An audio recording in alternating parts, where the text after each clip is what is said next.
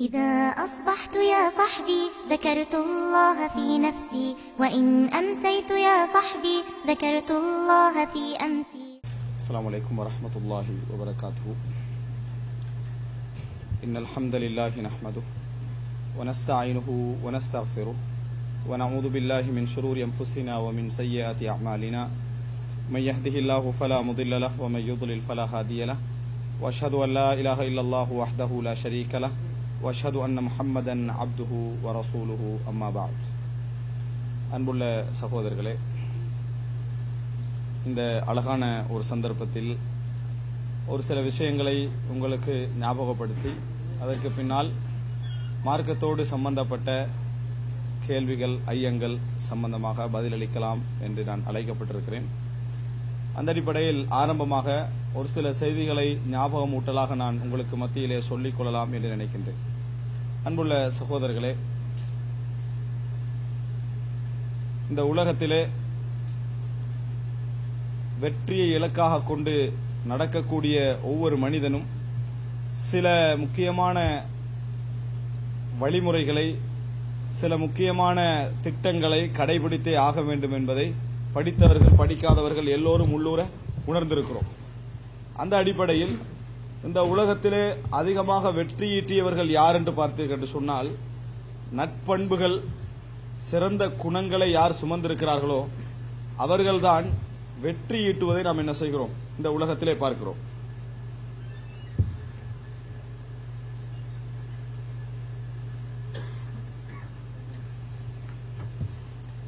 அன்புள்ள சகோதரர்களே, ரசூலுல்லாஹி ஸல்லல்லாஹு அலைஹி வஸல்லம் அவர்கள் கூட நட்பண்புகளை பற்றி சொல்லுகிற நேரத்தில், நாளை மறுமையில் எனக்கு மிகவும் நெருக்கமானவர்களாக உங்களில் யாரெல்லாம் நட்பண்புடையவர்களாக இருக்கின்றீர்களோ அவர்கள் இருப்பீர்கள் என ரசூலுல்லாஹி ஸல்லல்லாஹு அலைஹி வஸல்லம் அவர்கள் சொல்கிறார்கள். அதேபோன்று ரசூலுல்லாஹி ஸல்லல்லாஹு அலைஹி வஸல்லம் அவர்களுடைய பண்புகளை பற்றி அல்லாஹு தஆலா சொல்லுகின்ற நேரத்தில் கூட, இன்னக லஅலா குலுகின் அதீம், நீங்கள் மிக மகத்தான கண்ணியமான குணத்தில் நீங்கள் இருக்கிறீர்கள் என்று ரசூலுல்லாஹி ஸல்லல்லாஹு அலைஹி வஸல்லம் அவர்களை பார்த்து அல்லாஹு தஆலா சொல்கிறார். இவைகளெல்லாம் மறுமையுடைய வெற்றிக்கும் நட்பண்புகள் தான் மிக முக்கியம் என்கின்ற செய்தியை எங்களுக்கு சொல்கின்றன. இந்த உலகத்திலே ஒரு மனிதன் வெற்றி பெறுவதற்கும் அவன் சில திட்டங்களையும் சில குலங்களையும் சில நட்பண்புகளையும் பேணி வருவதுதான் காரணம் என்பது போல, மறுமை நாளுடைய வெற்றிக்கும் நற்குணங்கள் தான் முதல் காரணி என்று ரசூலுல்லாஹி ஸல்லல்லாஹு அலைஹி வஸல்லம் சொல்லக்கூடிய செய்திகளை நாம் பார்க்கிறோம். ஃபபிமா ரஹ்மத்தின் மினல்லாஹி லின்த லஹும் வலவ் குன்த ஃபத்தன் கலீதல் கல்பி லம் ஃபத்து மின் ஹவ்லிக், அல்லாஹ்வுடைய ரஹ்மத்தின் காரணமாகத்தான் நீங்கள் அவர்களோடு மென்மையாக நடந்து கொண்டீர்கள். நீங்கள் கடின சித்தமுடையவராகவும் மோசமான வார்த்தை பேசக்கூடியவராகவும் இருந்திருந்தால் எப்பொழுதோ உங்களை விட்டவர்கள் விரண்டோடி இருப்பார்கள். என்ன நல்ல கொள்கையை சுமந்திருந்தாலும் கூட, சரியான வழிகளை சுமந்திருந்தாலும் கூட, நாம் சொல்லுகின்ற நமது வாழுகின்ற அந்த வாழ்க்கையிலே நட்பண்புகள் இல்லை என்று வையுங்கள், மனிதர்கள் ஓடி இருப்பார்கள் என்ற செய்தியை அல்லாஹு தஆலா குர்ஆனிலே சொல்லி காட்டுகிறார். எனவே நட்பண்புகள் மிக முக்கியமானவைகள், நற்குணங்கள் மிக முக்கியமானவைகள். அதே நேரம் ஒருவர் நற்குணமுடையவராக இருந்து நல்ல பண்புகளுடையவராக இருந்து சரியான நம்பிக்கை இறைவனை பற்றி அவருக்கு இல்லை அப்படி என்றால், சரியான கொள்கை அவரிடத்திலே இல்லை என்றால் அவரும் வெற்றி பெற முடியாது என்பதை இஸ்லாம் எங்களுக்கு சொல்கிறது. ரசூலுல்லாஹி ஸல்லல்லாஹு அலைஹி வஸல்லம் அவரிடத்திலே வந்து ஆயிஷா ரலியல்லாஹு அன்ஹா கேட்கிறார்கள் இப்னு ஜுதுஆனை பற்றி. இப்னு ஜுதுஆன் ஜாஹிலிய காலத்திலே கான யஸிலுர் ரஹம், இரத்த உறவுகளை சேர்ந்து நடக்கக்கூடியவராக இருந்தார், கஷ்டப்படுகின்றவர்களுக்கு உதவி செய்யக்கூடியவராக இருந்தார். பஹல் கான தாலிக நாஃபிஉஹு, அது அவருக்கு பயனளிக்குமா அல்லாஹ்வின் தூதரே என்று கேட்டார்கள். இவ்வளவு நட்பண்புகளோடு இருந்தார், அது அவருக்கு பயனளிக்குமா? ரசூலுல்லாஹி ஸல்லல்லாஹு அலைஹி வஸல்லம் சொன்னார்கள், லா, அது அவருக்கு பயனளிக்காது. காரணம், அவர் வாழ்க்கையில் ஒரு நாளேனும் அல்லாஹும்ம ஃபிர்லி, யா அல்லாஹ் எனது பாவங்களை மன்னிப்பாயாக என்று சொல்லவில்லை, எனது பாவங்களை யா அல்லாஹ் மன்னித்து விடுவாயாக என்று சொல்லவில்லை. அப்படின்னா என்ன? அவர் இறை நம்பிக்கையில் இருக்கவில்லை, சரியான கொள்கையில் இருக்கவில்லை. எனவே சரியான கொள்கையும் சரியான வழிமுறையும் அதனோடு சேர்த்து நட்பண்புகளும் நல்ல குணங்களும் ஒரு மனிதனிடத்திலே சேருமாக இருந்தால் அதுதான் இந்த உலகத்திலும் மறுமைக்கும் வெற்றிக்கான வழி என்பதை நாம் புரிந்து வைத்திருக்கிறோம். இது நம்ம ஏற்கனவே நம்ம எல்லாம் தெரிந்து வைத்த விஷயம். அப்படிப்பட்ட நட்பண்புகளில் சில பண்புகள் இருக்கின்றன, கடைபிடிப்பதற்கு மிகவும் கஷ்டமாக இருக்கும், அவர்களால் அடிக்கடி வெற்றியை அடைந்து கொள்வதும் கஷ்டமாக இருக்கும். சில பண்புகள் இருக்கின்றன, கடைபிடிப்பதற்கு இலகுவாக இருக்கும், ஆனால் வெற்றியின் மீது செல்வாக்கு செலுத்துவதில் அதன் பங்கு குறைவாக இருக்கும். அதுல மிக முக்கியமான ஒரு பண்பு தான் விட்டு கொடுக்கிறதும் மன்னித்தலும். விட்டு கொடுக்கின்ற பண்பும் மன்னித்தலும் நல்ல உயரிய உள்ளமுடையவர்களாலே தவிர கஷ்டமான ஒரு பண்பு என்பதை நாங்கள் புரிந்து கொள்ள வேண்டும். விட்டு கொடுக்கின்ற மன்னிக்கின்ற இந்த தன்மை என்பது எங்களுக்கு சின்ன சின்ன காரியங்களில் கூட வருவது கிடையாது, சின்ன சின்ன விஷயங்களில் கூட வருவது கிடையாது. ஆனால் பொதுவாக மனிதன் தன்னை அளக்கிற நேரத்தில் இப்ப தனிமையில இருந்து இப்ப நான் சொல்லுகிற நேரத்தில் கூட நிறைய பேர் உள்ளத்திலே நினைக்கலாம், நான் நிறைய விட்டு கொடுக்கின்ற பண்போடு உள்ளவன், ஒரு சில இடங்களில் நான் என்ன செய்திருக்கிறேன், பிழை செய்திருக்கிறேன் எல்லாருமே நினைக்கலாம். என்ன காரணம்? இப்ப நீங்க யாரும் மோதுகின்ற இடத்துல இல்ல, தனித்தனியா இருந்து நிக்கிறீங்க. அதனால உங்களுடைய விட்டு கொடுக்கின்ற பண்பு தான் உங்கள்கிட்ட அதிகமா இருக்கிற மாதிரியான சிந்தனை போக்கு வரும். ஆனால் நம்ம விட்டு கொடுக்கின்ற பண்பு உடையவர்களா இல்லையா என்பதை நீங்கள் முடிவெடுக்க வேண்டும் என்றால் எப்படி முடிவெடுக்கணும்னு சொன்னா, நீங்கள் மோதிய சந்தர்ப்பங்களை நினைத்து முடிவெடுக்கணும். மோதுகின்ற சந்தர்ப்பங்கள் நான் சண்டையை சொல்லவில்லை, எங்கெல்லாம் நீங்கள் பிரச்சனைகளையும் சிக்கல்களையும் அன்றாடம் பேஸ் பண்ண வேண்டி வருமோ அந்த இடங்களெல்லாம் நீங்க நினைத்து பாருங்க. மனைவியோடு நம்ம பிரச்சனைகளை சந்திப்போம், அன்றாடம் குழந்தைகளோடு பிரச்சனைகளை சந்திப்போம், நம்ம சுற்றி வாழக்கூடிய நண்பர்களோடு பிரச்சனைகளை சந்திப்போம், சிக்கல்களை சந்திப்போம். பிரச்சனை என்றது பெரும் பெரும் சிக்கலை சொல்லல, அன்றாட முரண்பாடுகளை நம்ம என்ன செய்வோம், சந்திப்போம். நம்ம எங்க தொழில் செய்கிறோமோ அங்கே உள்ள நமக்கு மேலே உள்ளவர்களோடு பிரச்சனைகளை சிக்கல்களை சந்திப்போம், சாதாரணமான நண்பர்களோடு சந்திப்போம். இந்த இடங்களில் எல்லாம் எத்தனை இடங்களில் எங்களால் மௌனமாக இருக்க முடிகிறது, இந்த இடங்களில் எல்லாம் எத்தனை இடங்களில் எமது கருத்தை எமக்கு சொல்லாமல் அமைதி காக்க முடிகிறது என்று நாம் நினைத்து பார்ப்போம் என்றால் அப்போ உங்களுக்கே வழங்க என்ன, அதுல நம்ம நிறைய என்ன செய்கிறோம், தோல்வியுறுகிறோம், நிறைய தோல்வியுறுகிறோம் என்பதை நம்ம புரிந்து கொள்கிறோம். அப்படி உணர்கிறோமா இல்லையா? பல இடங்கள், பெரிய இடங்களை விடுங்க, பெரும் போட்டி போடக்கூடிய இடங்களை விட்டு விடுங்கள், சாதாரணமான சிறிய சாதாரண விஷயங்களில் கூட நம்ம என்ன செய்வோம், நிறைய எமது நிலைப்பாடை சொல்லாமல் நாங்கள் விடுவது கிடையாது. எமக்கு வரக்கூடிய எமக்கு விமர்சனமே வராது விட்டாலும் பரவாயில்லை, நமக்கு தெரிந்த ஒரு உண்மை, ஹக்கை சொல்லவில்லை, உலகத்தோடு சம்பந்தப்பட்ட நமக்கு தெரிந்த ஒரு உண்மை விஷயத்திலே நாம் அப்படி நடந்து கொள்கிற நேரத்தில் இன்னொருவர் அப்படி செய்வதை நம்மளால் என்ன செய்யவில்லை, விட்டுக் கொடுப்பதற்கு நமக்கு மனமில்லாத ஒரு சூழலை நாம் என்ன செய்கிறோம், பார்க்கிறோம். அன்புள்ள சகோதரர்களே, இந்த பண்பு என்ன செய்யும் தெரியுமா, நிறைய மோசமான விளைவுகளை எமக்கு இந்த உலகத்தில் ஏற்படுத்துவதோடு இறைவனிடத்தில் நாங்கள் உயர்ந்தவர்களாகவும் இருக்க மாட்டோம், இறைவனிடத்தில் மிகவும் உயர்ந்தவர்களாகவும் நம்ம இருக்க மாட்டோம். அன்புள்ள சகோதரர்களை நினைத்து பாருங்கள், நம்ம அப்படி நினைக்கக்கூடிய எத்தனையோ சந்தர்ப்பங்களை நினைத்து நான் ஒரு சில உதாரணங்களை உங்களுக்கு சொல்கிறேன். நம்மளால் இந்த இடங்களில் ஏன் பணிவாக இருக்க முடியவில்லை? ரசூலுல்லாஹி ஸல்லல்லாஹு அலைஹி வஸல்லம் அவர்கள் இந்த உலகத்திலேயே படைக்கப்பட்ட மனிதர்கள் மிக உயர்ந்த மனிதர், கண்ணியமான மனிதர். ரசூலுல்லாஹி ஸல்லல்லாஹு அலைஹி வஸல்லம் அவர்கள் எனக்காக உயிரை கொடுங்கள் என்று சொன்னால் அவருக்கு உயிர் கொடுப்பதற்கு அன்றும் இன்றும் பல கோடி மக்கள் என்ன செய்கிறார்கள், இருந்து கொண்டிருக்கிறார்கள்.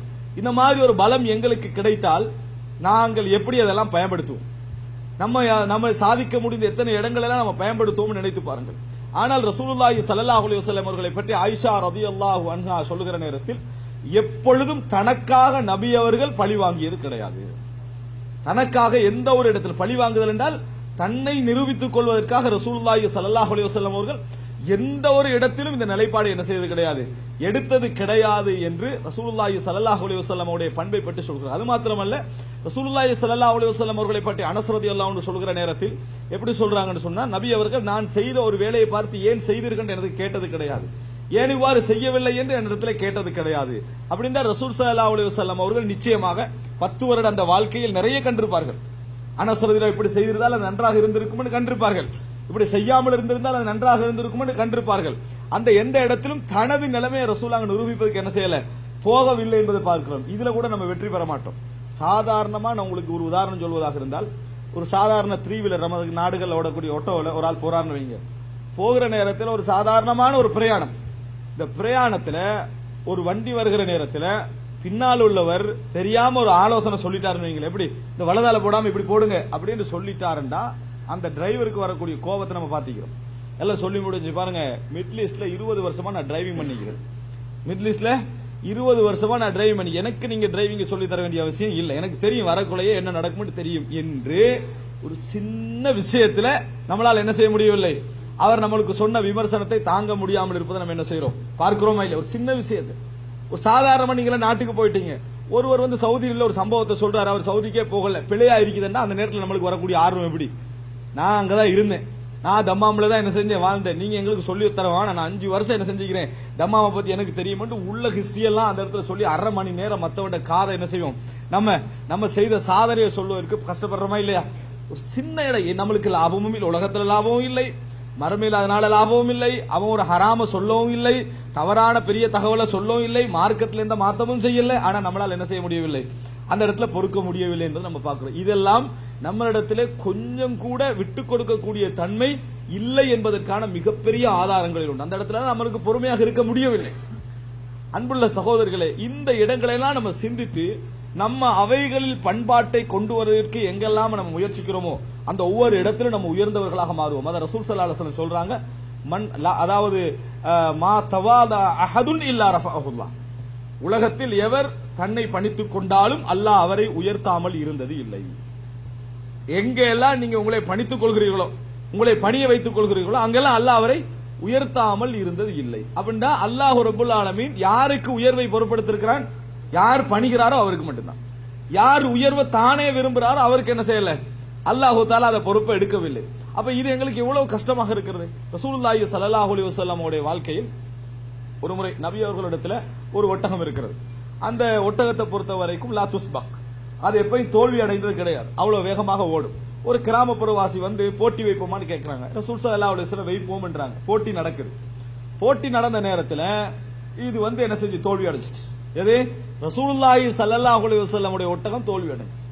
தோல்வி, ஒரு கிராமப்புறவாசி, எங்கேயோ இருந்து வந்த ஒரு கிராமப்புறவாசி ரசூலுல்லாஹி ஸல்லல்லாஹு அலைஹி வஸல்லம் அவர்களுடைய தோல்வி அடையாத ஒட்டகம் என்று பெயர் எடுத்த ஒரு ஒட்டகத்தை தோல்வி அடைய வச்சுட்டான், வைத்தால். இப்படி ஒரு சம்பவம் நம்ம நாட்டில் நடந்துட்டு ஒரு அரசியல்வாதிக்கு அந்த நாடு என்ன செய்யும், பத்தி எரியும். எதுக்கு, ஒரு சாதாரண ஒரு கார் தோல்வி அடைஞ்சதற்காக அந்த நாடே என்ன செய்யும், பத்தி எறிகிற லெவல உண்டாக்கிடுவாங்க.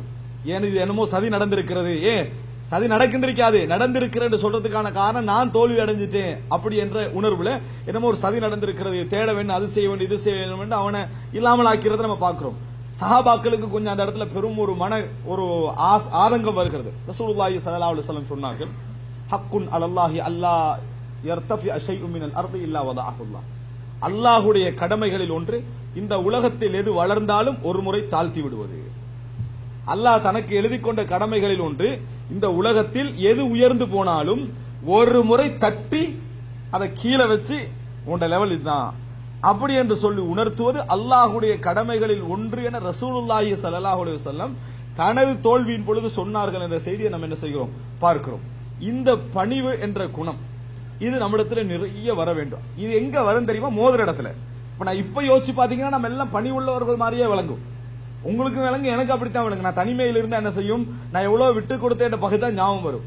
ஆனா ஒரு சாதாரண விஷயத்துல கூட நம்ம என்ன செய்ய மாட்டோம், பொறுமையாக இருக்க மாட்டோம். அதுக்கு ஒரு உதாரணம் நான் சொல்றேன். உங்களிடத்துல ஒரு வாரம் நம்மளால பொறுக்க முடியாது, நம்மகிட்ட சரியான பதட்டம் இருக்கிற என்பதுக்கு உதாரணம் சொல்றேன். ஒருவர் வந்து உங்களுக்கு ஒரு போன் கால் எடுத்து, உங்களுடைய நண்பர் ஒருவர் உங்களை பத்தி உங்களோட ஒரு விஷயம் சொன்னாரு, நான் நாளைக்கு சொல்றேன் போனை வச்சாருன்னா உங்களுக்கு எப்படி இருக்கும், நாளைக்கு சொல்றேன் திருப்பி கால் எடுத்து பாரு, ஒன்று நீ நாளைக்கு சொல்லிக்கணும், இன்றைக்கு சொல்லிருக்க கூடாது, அல்லது இப்பவே சொல்லிருக்கணும். இப்ப நான் எப்படி தூங்குவேன், ஒரு வசனம் ஒருத்தன் சொன்ன உடனே நம்மளால என்ன செய்ய முடியல, அது என்னது அப்படி என்பது நம்ம பெரிசா எதிர்பார்க்கிறோம்.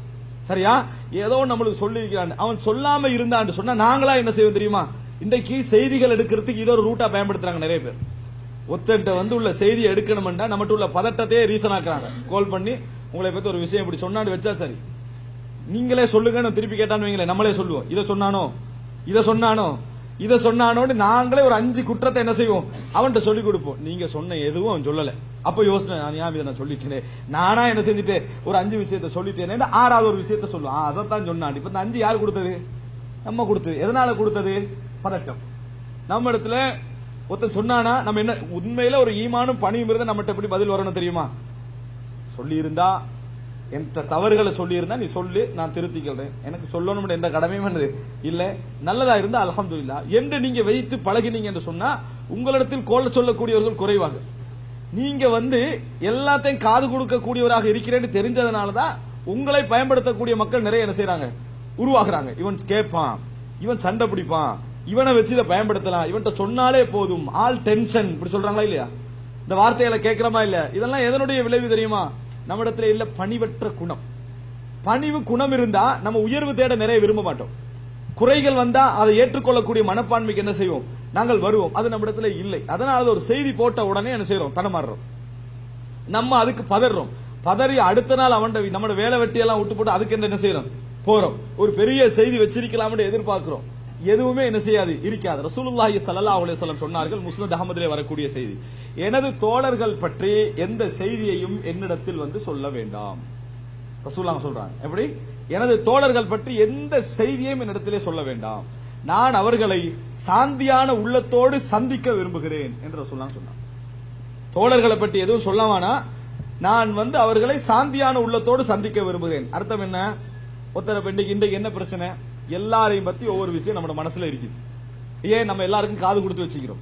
அதனால ஒவ்வொருவரை பற்றி போட்ட செய்தி இருக்குது. ஒருத்தரை சந்திக்கிற அஸ்ஸலாமு அலைக்கும் சொல்ற நேரத்திலே அவனை பத்தி 10 தகவல் நம்மளுக்கு ஓடுது. இவன் இப்படி சொன்னவன் தானே, இவன் இப்படி இருந்தவன் தானே, இவன் இப்படி போனவன் தானே, அதோட சேர்த்து தான் சிரிச்சு சந்தோஷமா பழகுறோம். அந்த 10 என்ன செய்து உள்ளத்துக்குள்ள இருந்து கண்டிருக்கு. இது யார் போட்டது? அவன் போட்டதில்ல, இன்னும் 4 பேர் நம்மளோட செய்தியில வந்து போட்டது. அப்ப நமக்கு உள்ளத்தால் என்ன செய்ய முடியவில்லை, சாந்தியாக சந்திக்க முடியவில்லை, நிம்மதியாக சந்திக்க முடியவில்லை. எதன் காரணமாக வந்தது இது? நாம் தேடக்கூடிய உயர்வு மனப்பான்மை காரணமாக பிறர் எமது காதிலே போட்ட குறைகள். அதுகள் ஒருவரை பத்தி குறை சொல்ற நேரத்தில் நீங்க தடுத்துட்டீங்கன்னு வைங்க, நம்மளை பத்தி செய்தி அவன் என்ன செய்ய மாட்டான், கொண்டு போக மாட்டான், நம்மகிட்டையும் செய்தியை கொண்டு வர மாட்டான். ஆனா ரசூல் ஸல்லல்லாஹு அலைஹி வஸல்லம் சொன்னார்கள், எனது தோழர்களை பற்றி எந்த செய்தி என்று கொண்டு சொல்ல வேண்டாம், நான் அவர்களை சாந்தியான உள்ளத்தோடு சந்திக்க விரும்புகிறேன். நபி அவர்களை உங்களை பற்றி இப்படி சொன்னார்கள் ஒரு செய்தியை ரசூலுல்லாஹ்கிட்ட சொன்னாங்கடா, ரசூலுல்லாஹ் அவரை சந்திக்கக்குள்ள உள்ள எப்படி இருக்கும், ஒரு கசப்போடு இருக்கும், ஒரு அசௌகரியத்தோடு இருக்கும், ஒரு சங்கடத்தோடு இருக்கும். அதை நான் விரும்பல என்று ரசூலுல்லாஹி ஸல்லல்லாஹு அலைஹி வஸல்லம் அவர்கள் சொன்னார்கள் என்ற செய்தியை நம்ம என்ன செய்கிறோம், பார்க்கிறோம். எனவே அன்புள்ள சகோதரர்களே, பணிவு என்கின்ற குணம் இது மிக முக்கியமான ஒரு அம்சம். இன்னொன்று, இந்த பணிவு என்ற குணத்தோடு மிக முக்கியமானது விட்டுக் கொடுப்பு. விட்டுக் கொடுப்பு என்பது இருக்கிறதே, நம்மகிட்ட இருக்கிறத விட்டுக் கொடுக்கணும், அதான் விட்டுக் கொடுப்பு. நமக்கு உரிமையான ஒன்றை நம்ம விட்டுக் கொடுக்கணும், அதான் விட்டுக் கொடுப்பு. நமக்கு உரிமையான, நமக்கு ஹக்கான, நமக்கு தகுதியான ஒன்றை விட்டுக் கொடுக்கிறது. பணிவு என்றது சில பொழுது நம்மளோட சம்பந்தப்பட்டிருக்கும், சம்பந்தப்படாம இருக்கும், நம்ம பணிஞ்சு போயிருவோம். ஆனா விட்டுக் கொடுப்பு என்பது எது தெரியுமா, உங்களது ஒரு பகுதியை நீங்க விட்டுக் கொடுக்குறீங்க. அது எதுல நம்ம விட்டுக் கொடுப்பு செய்யக்கூடாது, மார்க்கம் என்கின்ற ஒரு விஷயம் வருகிறதா, அதுல நம்ம விட்டுக் கொடுப்பு செய்யல. அது ஏண்டைய அல்ல, அது இறைவனுடையது. இன்றைக்கு அதுல எல்லாரும் விட்டுக் கொடுப்பு செய்ய ரெடி, ஆனா தண்ட வாழ்க்கையில விட்டுக் கொடுக்க செய்ய ரெடி இல்ல. மார்க்க விஷயத்துல விட்டுக் கொடுப்பு செய்ய ரெடியாக இருக்கார்கள். மார்க்கத்துல நம்ம விட்டுக் கொடுப்பு இல்லையே, நான் நமது அது அல்லாஹ்வுடையது. ஆனால் மற்ற எல்லா விஷயங்களையும் நம்மிடத்துல விட்டுக் கொடுக்கின்ற ஒரு மனப்பான்மை என்ன செய்ய வர வேண்டும். அப்படின்னா என்ன, நம்மளை பற்றி ஒரு விமர்சனம் வருகிறது, அதை சட்டை செய்யாமல் விடுகின்ற, சரியில்லைன்னு சொன்ன பொய்யாக இருந்தா அதை விட்டு அதை பத்தி விசாரிக்காம, அதை தலையில் எடுக்காம, அதை மனசுக்கு எடுக்காம, அவனை பற்றி அதற்காக வேண்டி பகைக்காம விடுவது ஒரு விட்டுக் கொடுப்பு. நம்மளை பற்றி ஒரு பாராட்டு வருகிறது, அந்த பாராட்டுக்கு பின்கால தேடி போய் அதனுடைய முழு விவரத்தை அறியக்கூடிய அந்த மனநிலை இருக்கிறது, இதுவும் ஒரு விட்டுக் கொடுப்புக்கு எதிரான ஒரு குணம். இந்த மாதிரி வரக்கூடிய இடங்கள் எல்லாம் விட்டுக் கொடுக்கக்கூடிய ஒரு மனப்பான்மை நமக்கு வருமாக இருந்தால் நம்ம உயர்ந்த மனிதர்கள், நம்ம உயர்ந்த பண்பு நம்மிடத்தில் என்ன செய்கிறது, இருக்கிறது என்பது அர்த்தம். ஆனால் எங்களில் அதிகமானவர்களுக்கு முடியாத ஒரு அம்சமாக இந்த விட்டுக் கொடுப்பு என்கின்ற ஒரு மனப்பான்மை நாம் என்ன செய்கிறோம், பார்க்கிறோம். அன்புள்ள சகோதரர்களே, இந்த உலகத்திலே நாம் ஒரு விஷயத்தை விட்டுக் கொடுத்து வாழுகிற நேரத்தில் மட்டும்தான் இந்த உலகத்தில் நாம் உயர்ந்த பண்புடையவர்களாக என்ன செய்யலாம், வாழலாம். நம்ம எவ்வளவுக்கு விட்டுக் கொடுக்கிறோமோ அவ்வளவுக்கு நம்மளோட மக்கள் இருப்பார்கள். எவ்வளவுக்கு நம்ம விட்டுக் கொடுப்பு இல்லாத குணத்தில் இருக்கிறோமோ மனைவி கூட எதிரியாக இருப்பாங்க, மனைவி கூட எதிரியாக இருப்பார்கள். ஒரு அடிப்படையை மனதிலே பதிய வைத்துக் கொள்ளுங்கள். 100% நல்ல முறையில் இறைவனுக்கு பயந்து வாழுகின்றவனால் கூட உங்களை 100% திருப்திப்படுத்த முடியாது. உங்களுக்கு 100% நல்லவனாக இருக்க முடியாது. 20 இடத்துல கொடை என்ன செய்யும், இருக்கும். இந்த உலகத்தில் இறைவனுக்கு பயந்து 100% வாழன்னு ஒருத்தன் நினைக்கிறானே, அவனால் கூட எங்களுக்கு 20 விஷயத்துல என்ன செய்வான், தவறு செஞ்சுதான் வாழுவான். அப்படி இருக்கிற நேரத்தில் விட்டுக் கொடுப்பு என்ற உயர்ந்த பண்பு எங்கள்கிட்ட வரல என்று வைங்க, என்ன நடக்கும் தெரியுமா, நம்ம எல்லாரையும் பகைச்சிருவோம். நமது மனைவியை நம்ம பகைப்போம், பிள்ளைகளை பகைப்போம், நண்பர்களை பகைப்போம், எங்களோட அவங்க பகைப்போம். ஏன்னா நம்மகிட்ட 20 இருக்குமே. எவர்களால் அந்த 20% உள்ளத்தால உள்வாங்கி அதை மன்னித்து அதை விட்டுக் கொடுத்து யாரால் வாழ முடியுமோ அவர்கள் உயர்ந்த பண்புகளுடையவர்களாக வாழ்வார்கள். முஆவியா பின் அபி சுஃபியான் ரலியல்லாஹு அன்ஹுமா அவரை பற்றி சொல்லக்கூடிய மிக முக்கியமான ஒரு பாராட்டு என்ன தெரியுமா, கான ரஜுலன் ஹலீமன், அவர் நிறைய, அதாவது உயர்ந்த மதிநுட்ப குணமுடையவராக அவர் இருந்தார். அப்படி என்றால் நிறைய விட்டுக் கொடுக்கிற தன்மை அவருக்கு என்ன செய்தது, இருந்தது என்ற செய்தியை பார்க்கிறோம். ரசூலுல்லாஹ் அதாவது முஆவியா பின் அபி சுஃபியானை பற்றி ஒரு விமர்சிக்கிறார். விமர்சித்த செய்தி அவரிடத்திலே வருகிறது. வந்த நேரத்தில் மர்வான் இப்னு ஹக்கம் என்று நினைக்கிறேன், அவர் சொல்றாரு, லவ் சதௌத அலைஹி, தண்டிக்கலாமே, உங்களை பத்தி இப்படி சொல்லிக்கிறாரு, நீங்க ஆட்சியாளர், ஹலீஃபா, தண்டிக்கலாமே என்றாங்க. அதுக்கு அவர் சொல்றாரு, எனது மதிநுட்பம், எனது கருணை ஒருவர் செய்கின்ற பாவத்தை விட சுருக்கமாக இருப்பதை நான் விரும்பவில்லை அப்படின்றார். ஒருத்தர் எனக்கு தவறு செய்யறாரே, அதை விட அந்த மதிநுட்பமும் கருணையும் சிறியதாக இருப்பதை நான் விரும்பவில்லை. அதையும் உள்வாங்கக்கூடிய அளவில் அது விரிவாக இருப்பதை தான் என்ன செய்கிறேன், நான் விரும்புகிறேன். அப்படின்னா என்ன, இதுக்கெல்லாம் நாங்க என்ன செய்யக்கூடாது, ஆக்ஷன் எடுக்கக்கூடாது. இது நம்முடைய சிந்தனைக்கே என்ன செய்யக்கூடாது, வரக்கூடாது என்கின்ற அந்த நிலை என்ன செய்தார்கள் முஆவியா பின் அபி சுஃபியான் ரலியல்லாஹு அன்ஹு சொன்னார்கள். அதனாலதான் அவருடைய ஆட்சி கவர்னராக 20 வருடம், ஆட்சியாளராக 20 வருடம், மொத்தம் 40 வருடங்கள். இஸ்லாமிய சமுதாயத்தில் 5-6 அந்த கலீஃபாக்களில் 20 வருடம் ஆட்சி செய்த ஒரு ஆட்சியாளர் யார்? முஆவியா பின் அபி சுஃபியான் ரலியல்லாஹு அன்ஹுமா என்ற வரலாற்றை நாம் என்ன செய்கிறோம், பார்க்கிறோம். எனவே அன்புள்ள சகோதரர்களே, யாரால் விட்டுக் கொடுக்க முடியுமோ, ஒரு ஆராபி, ஒரு கிராமப்புற வாசி இடத்துல கேட்கப்படுகிறது, அரபு கிராமப்புற வாசி இடத்துல கேட்கப்படுகிறது, கீல மனில் ஆக்கல், நல்ல சிந்தனையாளர் யார், நல்ல புத்திசாலி யார், விளக்கம் உள்ளவர் யார் அப்படின்னு கேட்ட நேரத்தில் கால அல் ஃபத்தினுல் முத்தகாஃபில், அல் ஃபத்தின் அல் முத்தகாஃபில், யார் எல்லாவற்றையும் அறிந்தும் சட்டை செய்யாமல் வாழ்ந்து கொண்டிருக்கிறாரோ அவன் தான் புத்திசாலி. எப்படி எல்லாம் விளங்குது அவனுக்கு, இது மிஸ்டேக், இது பிழை, இது கூடாது, இது கூட்டிருக்கேன், இப்படி செஞ்சிருக்க, எல்லாம் விளங்குது. ஆனா அதை எதையும் அவன் என்ன செய்யல, அந்த இடத்துல சட்டை செய்யாம வாழ்றானே அவன் தான் உண்மையிலே புத்திசாலி. சுபஹானல்லாஹ். நம்ம தெரிஞ்சது 4, நம்ம குறை பிடிக்கிறது 40. ஆனா நம்ம தெரிஞ்சது 40, குறை பிடிக்கிறது 4ஆக இருந்தா அவன் தான் புத்திசாலி. எப்படி தெரிஞ்சது 40 இருக்கணும். இன்றைக்கு நீங்க வீட்டை ஒரு உதாரணம் சொல்றேன். நம்ம வீட்டுக்குள்ள போறோம், வீட்டுக்குள்ள முதல் காலடி வைக்கிறோமா, முதலா பாக்குறது என்ன, தும்பு தடி வாசல்ல இருக்குது. யாரு தும்பு தடிய வாசல்ல வச்சது ஒரு சத்தம் போடுறது, யார் வச்சிருப்பாங்க வீட்டுல, யார் வச்சுன்னு தெரியும், ஆனா ஒரு சத்தம் போடுறது. ஏன் மேசை இப்படி இருக்குது ஒரு சத்தம் போடுறது. அதுக்கப்புறம் அங்க கிச்சனை எப்படி இருக்குது இப்படி சத்தம் போடுறது. வீட்டுக்கு போன உடனே ஒரு 5-10 விஷயத்தை புட்டிச்சு நான் எப்பயும் நீட்டா இருக்கிறேன்றது மாதிரி என்ன செஞ்சிருது, நிரூபிச்சிடும். நிறைய பேர் என்ன நினைக்கிறாங்கன்னா, இப்படி நீட்டா இருக்கிற மாதிரி நிரூபிச்சு அந்த வீடு தர்த்தீபாகிரும், நானும் ஒரு நீட்டானவன் நினைப்பாங்க. இல்லை, நீங்க நிர்வாகம் செய்ய தெரியாதவர்ன்றது நிரூபணம் ஆயிரும். நீங்கள் நிரூபணம் செய்ய தெரியாதவர் என்பது என்ன செஞ்சிடும், நிரூபணம் ஆகிரும். முதலாளாக நீங்க எப்படி இருக்கணும் தெரியுமா, தும்புத்திர எடுத்து ஒரு மூலையில வைக்கிறவரா நீங்க இருக்கணும். எந்த இடத்துல மிஸ்டேக் இருக்குதோ அதை கரெக்ட் பண்றவரா நீங்க இருக்கணும். நீங்களே செய்யறவரா இருக்கணும். இது ஒரு 4-5 முறை செய்யுங்க, நீங்க தான் அந்த இடத்துல செய்ய தலைவர், நீங்க தான் லீடர். ஆனா நம்மளுக்கு விளங்கிட்ட இடத்துக்காக குறை பிடிக்கிறது இருக்குது, இப்படி இருக்குது. அது நிறைய பேர் அதை எதுக்கு பிடிக்கிறாங்கன்னா, எனக்கு விளங்கிட்டு, எனக்கு அறிவாளி என்பது என்னது நிரூபிப்பதற்காகத்தான் குறைவிப்படுது. எந்த அளவுக்கு போயிட்டு மார்க்க விஷயத்துல கூட 4 பேர் மார்க்கம் படிச்ச ஒருவர் இருப்பாரு, மார்க்கம் படிக்காத 3 பேர் இருப்பாங்க. யாராவது ஒருவர் வந்து என்ன செய்வார், ஒரு மார்க்க கேள்வி கேட்பாரு, மார்க்கம் படிச்சவர் பதில் சொல்றதுக்கு முந்தைய அடுத்த 4வது உள்ளவர் நீங்க வெயிட் பண்ணுங்க நான் இதுக்கு சொல்றேன், அவர் பாஞ்சு என்ன செஞ்சிருவாரு, பதில் சொல்லிடுவாரு. என்ன காரணம், நம்மகிட்ட உள்ள ஒரு விஷயத்தை சொல்லாம இருக்கிற பொறுமை நம்மிடத்துல என்னது இல்லை. சகோதரர்களே, இதெல்லாம் நம்மிடத்திலே விட்டு கொடுக்கின்ற தன்மையும் பணிவு என்ற தன்மையும் அற்று போயிருக்கிறது என்பதற்கான மிகப்பெரிய ஆதாரம். இவைகளை நீங்கள் பண்படுத்தி கொண்டு வருவீர்கள் என்று சொன்னால் அதுக்கு மிக முக்கியமான இடம் நாக்கு. உடனே எதுக்கு முந்தாமல் இருப்பது, உடனே எதுக்கு முந்தாமல் இருப்பது, அமைதி காட்பது, அந்த நாக்கை கட்டுப்படுத்தி இருப்பது, இது நிறைய பணிவை நம்மிடத்தில் என்ன செய்யும், வளர்க்கும். இது மட்டும் நம்மிடத்திலே வருமாக இருந்தால் மன்னிக்கின்ற குணம் நிறைய வரும். மன்னிக்கின்ற குணம் யாரிடத்துல, ஏண்டா இந்த உலகத்தில் பிறந்த எல்லா மனிதர்களும் தவறு செய்யக்கூடியவங்க, மிஸ்டேக் செய்யக்கூடியவங்க. நீங்க என்ன எதிர்பார்க்கறீங்க, மேலுள்ளவர்கிட்ட என்ன எதிர்பார்க்கிறோம், நம்ம என்ன எதிர்பார்க்கிறோம்னா நம்மளை மன்னிக்கணும், நம்மளை விட்டு கொடுக்கணும், நம்ம தவறு செய்தா கண்டுகொள்ள, இப்படி நினைக்கிறது தானே. இதைத்தான் உங்களுக்கு கீழுள்ளவர்கள் உங்களிடத்தில் எதிர்பார்க்கிறார்கள். எப்ப நீங்க அவங்களை மதிப்பீங்க, அந்த இடத்துல உங்களை இவர்கள் மதிப்பார்கள். அவர்கள் இப்ப உங்களை நீங்க அவர்கள் எங்க மதிப்பீங்க, நம்ம மனிதன் அடிப்படையில் தெரியாம விடக்கூடிய தவறுகளை கண்டுகொள்ளாம இருக்கக்கூடிய தலைவர்களை நம்ம என்ன செய்வோம், மதிப்போம். அது மாதிரிதான் மக்கள் உங்களை என்ன செய்வார்கள், மதிப்பார்கள். குடும்பம் அப்பதான் என்ன செய்யும், மதிக்கும். தொட்டது பிடிச்சதுக்கெல்லாம் தான் செய்த சாதனைகளையும் தான் செய்த விஷயங்களையும் யார் சொல்லி காட்டுகிறார்களோ அவர்களால் இந்த உலகத்தில் நல்ல ஒரு வாழ்க்கை என்ன செய்ய முடியாது, வாழ முடியாது. நான் இந்த இடத்துல வெளிநாட்டிலே குடும்பங்களை பிரிந்து வாழக்கூடியவர்களுக்கு நான் ஒரு விஷயத்தை சொல்லிக் கொள்கிறேன். பார்க்கலாம், இங்க குடும்பம் இல்லாமல் வாழக்கூடியவர்கள் கஷ்டப்பட்டு உழைத்து 1 மாதம் 2 மாதத்துல உழைப்பெல்லாம் கொண்டு போய் வீட்டுக்கு அனுப்பி வச்சுட்டு அந்த சந்தோஷத்தை அனுபவிப்பதற்காக எதை திறக்கிறது, லைனை திறக்கிறது, ஸ்கைப்பை திறக்கிறது, பேசுறது, பேசி 10 நிமிஷம் 11 நிமிஷம் சண்டையாகி என்ன தூக்கி மூடி எல்லாத்தையும் வச்சுட்டு இப்படித்தான். இதுதான் பெண்கள் எல்லாம் நன்றி கெட்டவர்கள் ஹதீஸை என்ன செய்யறது, யூஸ் பண்ணிக்கிறது. பெண்கள் எல்லோரும் நன்றி குணம் குறைந்தவர்கள் ரசூலுல்லாஹ் சொன்னது எந்த அளவுக்கு உண்மையோ அது போல நம்மகிட்ட அவசரம் இருக்கிறது என்பதும் என்னது அதே அளவுக்கு உண்மை என்பதை நம்ம புரிந்து, அதே ரசூல் ஸல்லல்லாஹு அலைஹி வஸல்லம் குர்ஆன் எங்களுக்கு சொல்கிறது. அந்த இடத்துல எதனால நம்ம பிழை விடுகிறோம் என்பது நம்ம நினைக்கல. நம்ம எந்த உணர்வோடு போய் அவங்களை அணுகிறோம் தெரியுமா, நாம் அவர்களுக்கு கடமையை செய்தோம் என்ற உணர்வோடு அணுகவில்லை. நாம் அவர்களுக்கு கடமையை செய்தோம் என்ற உணர்வோடு அணுகல, அவங்களுக்கு நாம கிஃப்ட் கொடுத்துக்கிறோம் என்ற உணர்வோடு அணுகிறோம். ஃப்ரீயா கொடுத்திக்கிறோம் என்ற உணர்வுல அணுகிறோம். சும்மா கொடுத்திக்கிறோம் என்ற உணர்வுல என்ன செய்கிறோம்? அணுகுகிறோம். அந்த மனநிலையில் அவர்களை எதிர்பார்க்கிறோம். அது தலைகீழா என்ன செஞ்சிருது?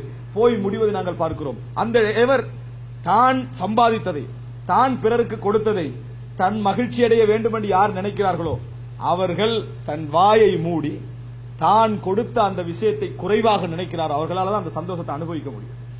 அவர்களால தான் அந்த சந்தோஷத்தை அனுபவிக்கும். நீங்க நிறைய தந்துட்டீங்க என்று சொல்றவர்கிட்ட நான் ஒண்ணுமே உங்களுக்கு தரல அப்படி என்று சொல்ற மனப்பான்மை உங்களிடத்தில் இருந்தால் மட்டும்தான் என்ன செய்யலாம்? சந்தோஷத்தை இந்த உலகத்திலே அனுபவிக்க முடியும் என்பதை நாம் புரிந்து கொள்ள வேண்டும். எனவே அன்புள்ள சகோதரர்களே, ரசூலுல்லாஹி ஸல்லல்லாஹு அலைஹி வஸல்லம் அவர்கள் சொன்னது போல எந்த ஒரு தர்மமும் ஒருவரிடத்தில் பொருளாதாரத்தை குறைத்து விடுவாது, எந்த ஒரு பணிவும் ஒருவருடைய கண்ணியத்தை குறைத்து விடாது என்று ரசூலுல்லாஹி ஸல்லல்லாஹு அலைஹி வஸல்லம் சொன்னது போல விட்டு கொடுப்பும் மனிதர்களை மன்னிக்கின்ற பண்பும் யாரிடத்திலே அதிகமாக வருகிறதோ அவரால் தான் இந்த உலகத்திலே உயர்ந்து வாழ முடியும் என்பதை உணர்த்தக்கூடிய ஒரு செய்தியை சொல்லி நான் முடித்துக் கொள்கிறேன். அபூபக்கர் ரலியல்லாஹு அன்ஹு அவர்கள், அவர் ஒரு நம்மளுக்கெல்லாம் தெரிந்த செய்தி, தனது அதாவது மிஸ்தஹ் ரலியல்லாஹு அன்ஹு அவர்களுக்கு தர்மம் செய்தவர், அடுத்த வீடு உறவுக்காரர், பத்ர் யுத்தத்திலே கலந்து கொண்டவர், அவருக்கு தர்மம் செய்து வருகிறார், அவருடைய குடும்பத்தை கவனித்து வருகிறார். அதாவது பனு முஸ்தலக் அல்லது தபூக் யுத்தத்துக்கு பின்னால ஆயிஷா ரலியல்லாஹு அன்ஹா பற்றி ஒரு அவதூறை என்ன செய்கிறார்கள்? முனாஃபிக்குகள், நயவஞ்சகர்கள் பரத்தி விடுகிறார்கள். அதை நம்பி அதை பரத்தியவர்களில் மிஸ்தஹ் ரலியல்லாஹு அன்ஹு அவர்களும் ஒருவராக ஆகிவிடுகிறார். அந்த அவதூறை பரத்தியவர்கள் யாரு? ஆயிஷா ரலியல்லாஹு அன்ஹா அபூபக்கர் ரலியல்லாஹுடைய மகளார். அபூபக்கர் ரலியல்லாஹு அன்ஹு அந்த குடும்பத்துக்கே செலவழிச்சிட்டு வராரு. செலவழிச்ச குடும்பத்தில் உள்ளவரே என்ன செஞ்சிட்டாரு? இந்த மாதிரி ஒரு அவதூறை பரத்துவதற்கு காரணமாகிட்டார். இது பரத்திய பின்னால அல்லாஹு தஆலா கண்டித்து இது பொய் என்கின்ற செய்தி அல்லாஹு தஆலா இறக்கி ஆயிஷா ரலியல்லாஹு அன்ஹாவை தூய்மைப்படுத்திய பின்னால் அபூபக்கர் ரலியல்லாஹு அன்ஹு ஆத்திரம் உச்சகட்டத்துக்கு வந்து என்ன சொன்னார்கள்? வல்லாஹி லா உன்ஃபிகு அலா மிஸ்தஹ், இதற்கு பின்னால மிஸ்தஹுக்கு நான் செலவழிக்க மாட்டேன், ஒரு பணமும் நான் செய்ய மாட்டேன், கொடுக்க மாட்டேன், இப்படி ஒரு அநியாயம் செஞ்சிட்டார் என்று சொல்லி அபூபக்கர் ரலியல்லாஹு சத்தியம் பண்ணார். அல்லாஹ் ரப்புல் ஆலமீன் குர்ஆன் வசனம் இறக்குறான், வலா யஅதலி உலுல் ஃபضل மின்கும் வஸ்ஸஅ, உங்களில் வசதியுடையவர்கள், சிறப்புடையவர்கள், ஏழைகளுக்கும் உறவினர்களுக்கும் கஷ்டப்படுகின்றவர்களுக்கும் கொடுக்க மாட்டேன் என சத்தியம் பண்ண வேண்டாம். சத்தியம் பண்ண வேண்டாம், மன்னித்து விடுங்கள், விட்டுக் கொடுங்கள். அல்லாஹ் உங்களை மன்னிப்பதை நீங்கள் விரும்பவில்லையா? அல்லாஹ் உங்களை மன்னிப்பதை நீங்கள் விரும்பவில்லையா என்று கேட்டு அல்லாஹ் வசனம் இறக்கினான்.